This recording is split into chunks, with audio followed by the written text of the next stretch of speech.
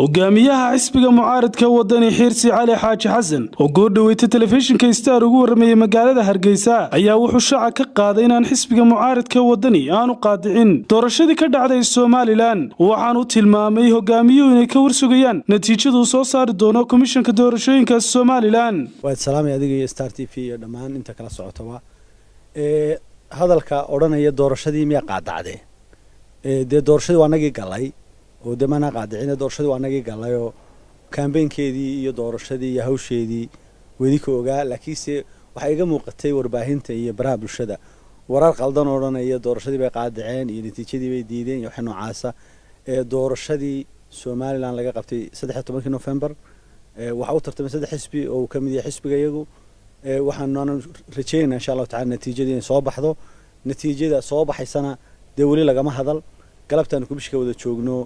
wax laga wada hadlayay codadkii iyo tirintii iyo tabashadii ka jirtay iyo madmadowiyada ku soo arooray ee la soo sheegay marka gudoomiyaha wuxuu ka hadlay doorashada iyo caafimaadkeeda ayuu ka hadlay musharaxa waxa weeye doorashada caafimaadkeeda ayuu duray oo ka hadlay oo wax ka tabay oo istiilaan wax ka tabanayna oo ku waafaqsana isagoo hadalkiisa si wato hogaamiyuhu wuxuu tilmaamay in xisbiga mucaaradka wadani looga baqanaynin inuu nabadgelyada dalka waxyeelo isagoo fariintan diriyana Xirsi Cali Xaaji Xasan wuxuu yiri waxaan filayaa runtii taas waa wararka ku turkuteenka saxaafadu aadka u wado oo saaka waxaan arkay iyadoo gudoomiyana wada joogno baan arkay warar leeyahay gudoomiyihii waxa weeye wadani iyo musharaxii wadani iyo musharaxiintii kale kulmiye cid waxay joogan komishinkay joogan oo waxay saxeexayaan natiijadii waana ogeydo cid isugu timi ma jirto natiijo la soo saarayna ma jirto marka wararka noocaas ah suuqa la wada u badan waxa weeye been abuurka iyo propaganda way dadka runtii aan u turayn Soomaaliland ama ha noqdo warbaahin ama ha noqdo shakhsi siyaasiya dadkan Soomaaliland u turaynin ay ka dhawaajinayaan laakiin anaga waxaan leenahay doorashada iyo natiijadeedii doorashada waanu galay si xaragale oo qurux badan oo waxa weeye aanu guula ka soo hoynay guusheedii weyneed aanu sugayno guusha ugu weyn Soomaaliland baa iska lahayd in doorasho nabadgelyo ay dhacdo Soomaaliland baa guud ahaan iska lahayd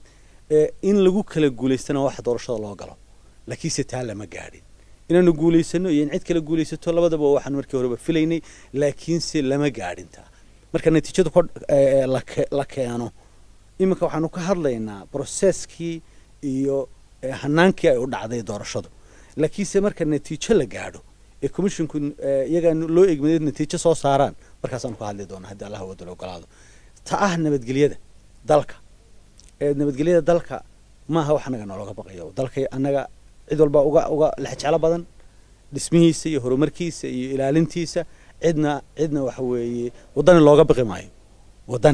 baqi maayo hadda sidaad arkaysa gudoomiyuhu ugu yaraan 20 qof baa la xidhay oo wax markii doorashadu dhacaysay iyo dabadeed la xidhayba marka iyadoo dhibaatadaas gaadhaysaba haddana reer wadani ay sugayaan oo ilaa hadda ay ka hadlayaan in waxa weeye sharciga la ilaaliyo nidaamka in waxa weeye aan lagu xadgudbin dadka laakiin si nologa baqi maayo anaga dalka nabadgelyadiisa anaga cid walba uga la jecel badan anaga ilaalinayna taageerayaashadan waxaan ku leenahay waa kala gaar doorashada iyo tabitaanka waxaynu ka tabayno ama ka tabanayno wixii qalooc iyo mugdi soo gala dalka iyo horumarkiisa iyo nabadgelyadiisu waa wax kala gaar taasuna waa wax gaar ah oo gaar looga hadlo oo waxa weeye cidii waxa weeye kharibaysa iyo wixii xumeynayaba meel laga soo wada jeesto midina waxa laga hadlayaa waa xuquuqdii dadkii noocday lahaayeen waa xuquuqdii doorashadaanu lahayn waa guusheedii aanu doonaynay waanu daba joognaa waanu ka hadlaynaa waanu cadeysanaynaa waa raadinaynaa ilaa intaanu ku guuleysanayno ama aanu garwaaqsanayno inaanaan helin waa daba soconaynaa natiijada waa sugaynaayo haddii naloogu dhawaaqana waa sugaynaa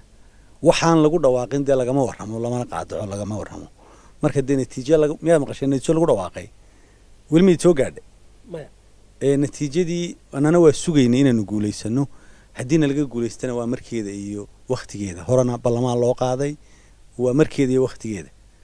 laakiin si sheegan ilaa hadda ka hadalay waxa weeye hadalkii uu ku arooray waxa weeye doorashadii iyo hanaankay u qabsoontay